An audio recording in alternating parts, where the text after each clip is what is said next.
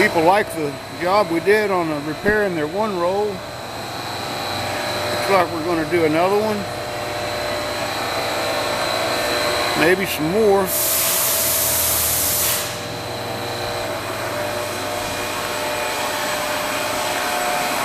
Again, 24 inches, 14 feet long.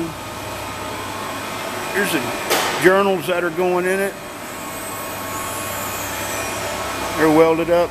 They just need to be pre-machined and turned. I'm going to put about a 10,000th shrink fit on the roll to hold them in place. Weld the one on the outside. The one on the inside will just be held in place with shrink fit. Down in there 19 inches or so.